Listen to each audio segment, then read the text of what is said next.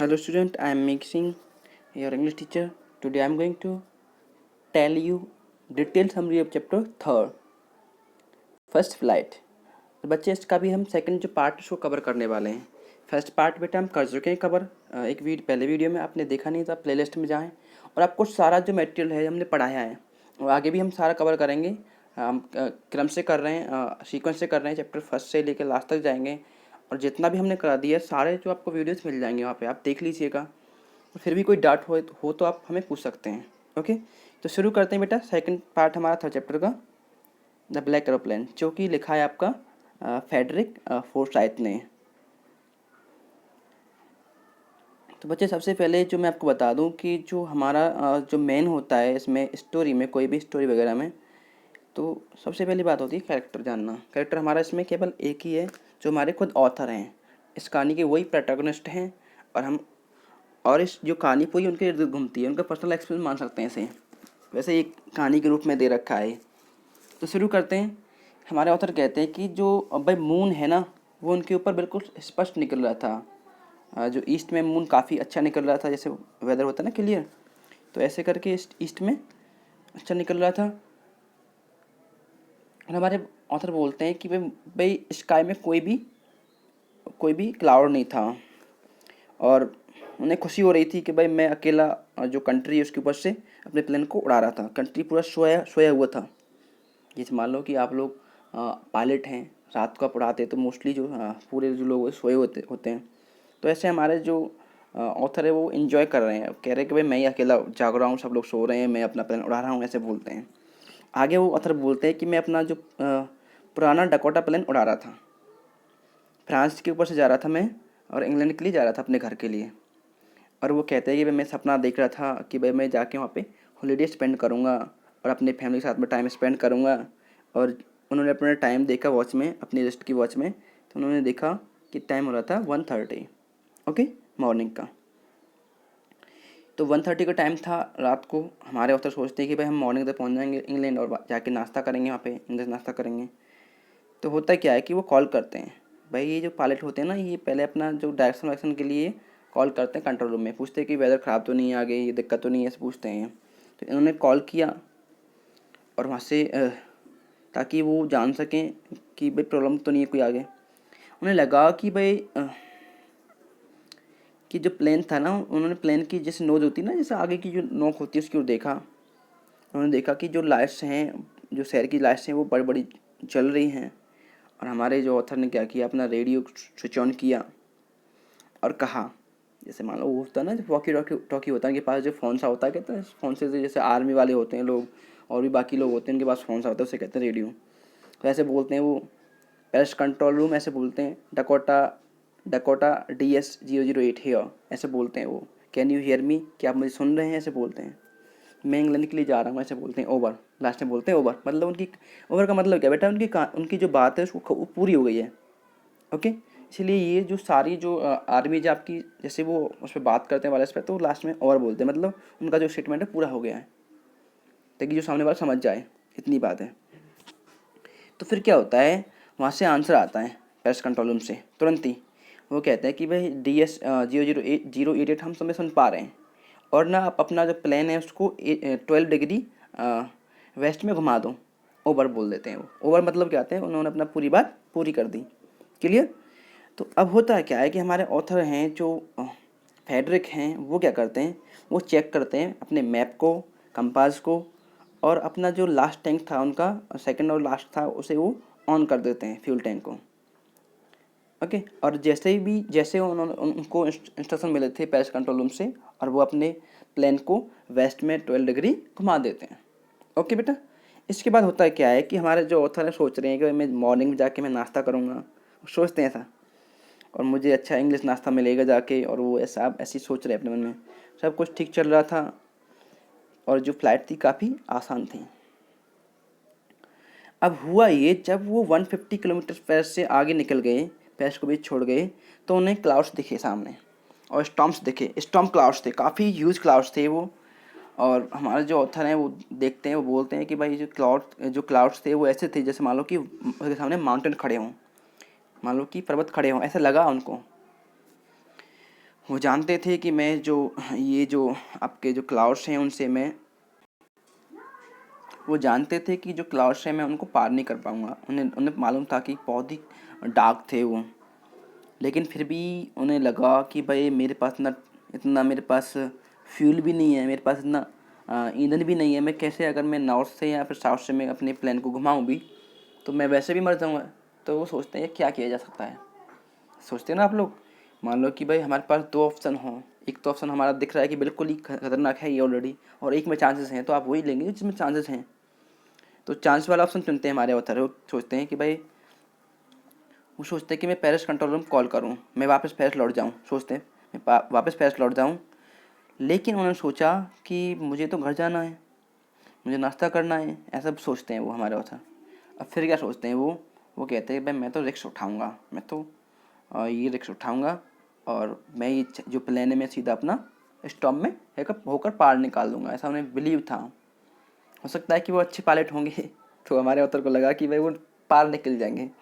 हुआ ये, जैसे ही वो क्लाउड्स में अंदर गए तो सब कुछ बिल्कुल ब्लैक हो गया और इम्पॉसिबल था कुछ देखने के लिए भी।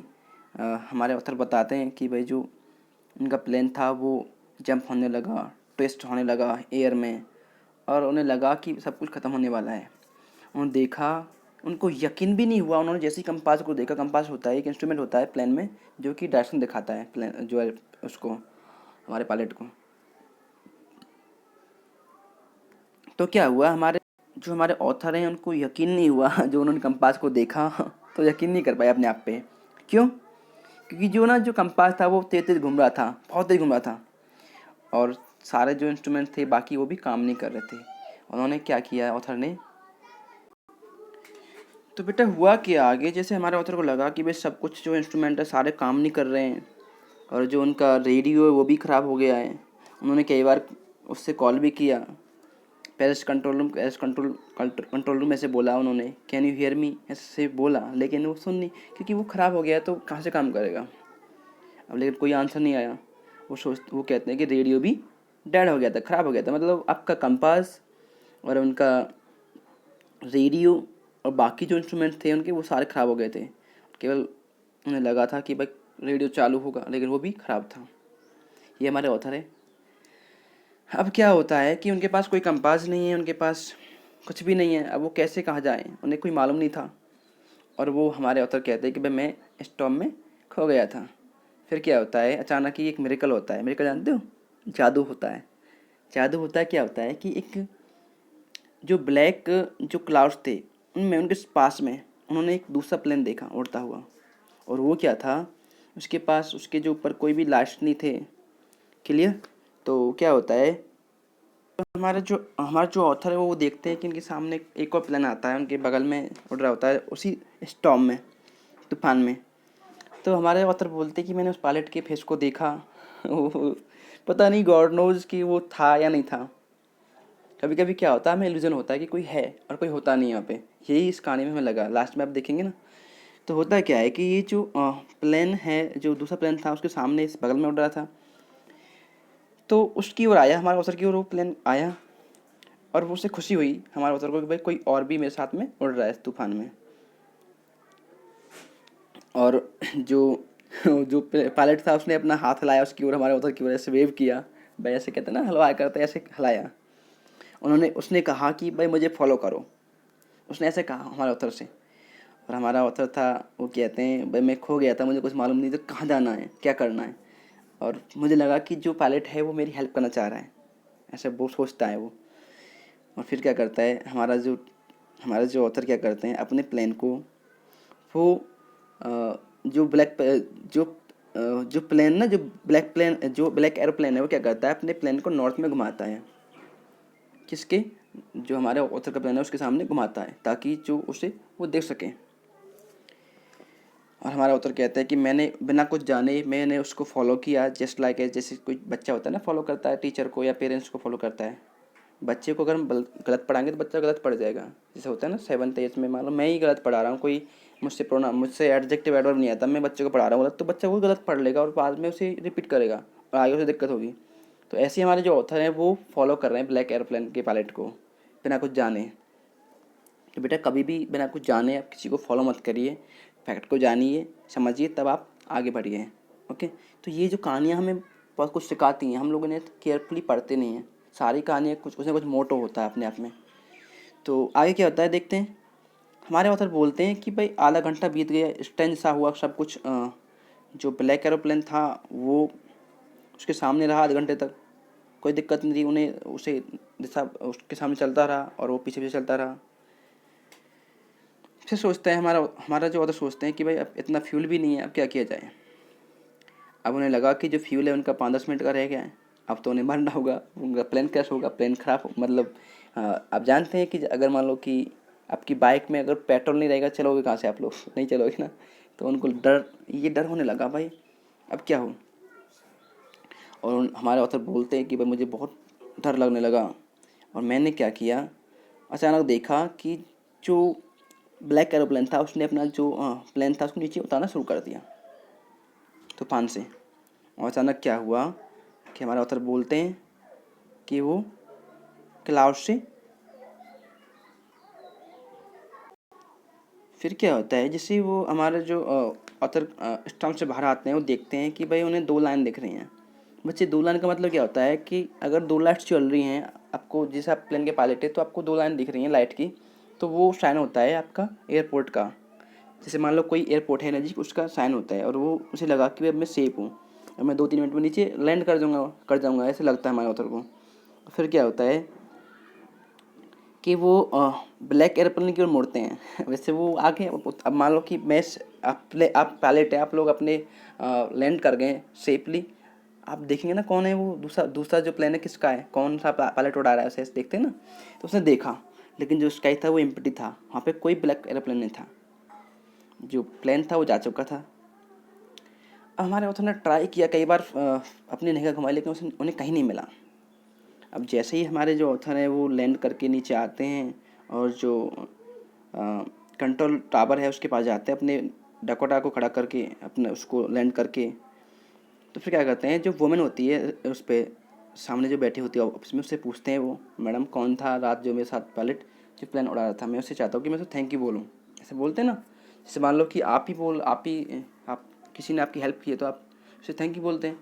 तो हमारे ऑथर ने भी यही कहा कि मैडम बताइए कौन था वो पायलट कल रात जो मेरे साथ में मेरी हेल्प की उसने, मैं चाहता हूँ कि मैं उसको थैंक यू बोलूँ। अब क्या होगा देखना, जो लेडी होती है वो हंसती है, बहुत ही अजीब से हंसती है। पहले तो उसे देखती है वो स्ट्रेंजली, और फिर वो हंसती है हमारे ऑथर को देखकर, और वो कहती है कि दूसरा एरोप्लेन सर कोई नहीं था और आप अकेले उड़ा रहे थे अपने प्लेन को, ऐसे बोलती है वो उससे। वो कहती है कि मैंने रडार पे केवल आपकी प्लेन को देखा था पूरे उसमें स्काई में, और कोई उस टाइम पे प्लेन वहाँ पे नहीं उड़ रहा था। अब वो सोचता है कि हमारा ऑथर भाई किसने मेरी हेल्प की और मुझे यहाँ पे सेफली किसने पहुँचाया, बिना कंपास के, बिना रेडियो के और बिना बिना प्रॉपर बिना इनफ फ्यूल के कैसे पॉसिबल है।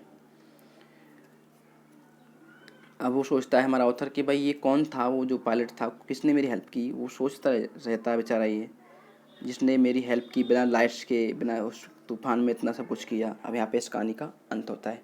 मतलब क्या हुआ, जो ब्लैक एरोप्लेन था, इट मे बी ऑथर ने यहाँ पे क्लियरली किया है कि वो एक इमेजिनेशन होगी, कल्पना होगी, उसे लगा हुआ कि भाई ये प्लेन उड़ रहा है, ऐसे करके वो आगे होंगे।